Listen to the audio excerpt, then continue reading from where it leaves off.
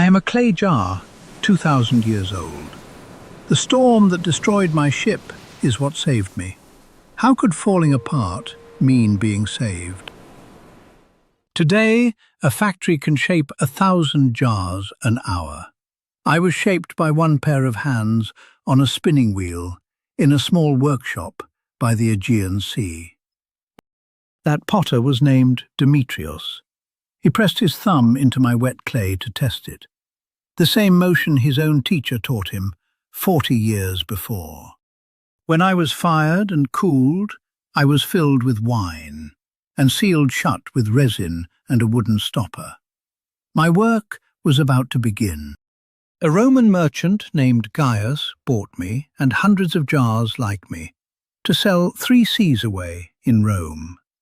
I was loaded onto his ship deep in the hold. The ship set sail on a clear morning. Below deck, I stood packed tight among rows and rows of jars just like me. Over 200 of us headed for one market. Days passed calmly. I couldn't see the sky from the hold, but I could feel the ship rock gently wave after wave, while Gaius checked the ropes, lashing us in place each morning. Then, one afternoon, the rocking changed. Sharper. Harder. Have you ever felt something shift and known, before anyone said a word, that something was wrong? Above deck, the sailors were shouting. The sky had turned the colour of a bruise. A storm was coming, faster than anyone expected. The ship pitched hard, and around me jars began to slide and crack. I braced in my rope netting, listening to the storm grow louder every minute. Gaius fought to hold the ship steady with the rudder, the great wooden blade that steers a ship. But the waves were stronger than any hand. What if the ship itself couldn't survive this? The wind screamed through the rigging, the ropes and lines holding up the sails. Gaius shouted orders no one could hear over the storm.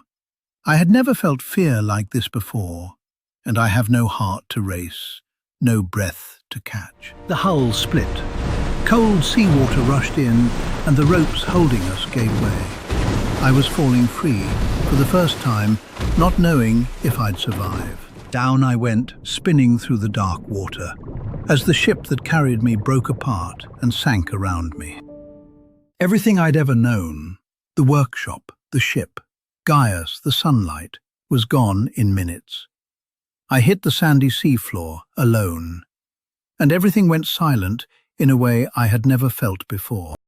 But something strange happened next. Nothing happened at all. No hands to pick me up, fill me, empty me, sell me, break me. Just quiet and cold, still water.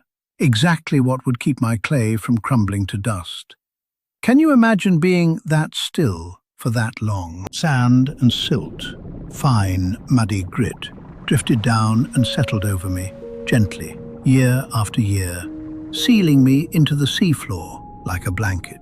Centuries later, a fisherman named Bassam felt his net catch on something heavy in the deep. He hauled hard, glimpsed the strange old jar through the murky water. Then his net tore free, and I sank back before he ever pulled me up.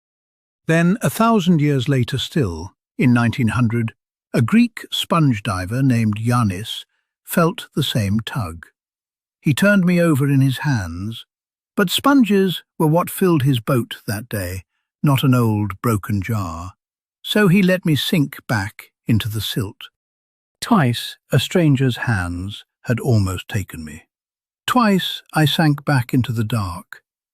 And so I waited again, while the world above kept spinning without me. Then, one ordinary afternoon, a light swept across the sand above me, and for the first time in 2,000 years, I felt hands again. A diver lifted me gently out of the sand I'd rested in since before Rome ever had an emperor, and carried me back up. Next time, in a day long ago, a 12-year-old boy steps aboard his father's ship for the very first time, bound for waters he's never seen. I am only one of thousands of forgotten things still waiting in the sand to be found. If you want to hear more stories like mine, a new one every week, follow the golden thread from Before Buttons to Threads of Time.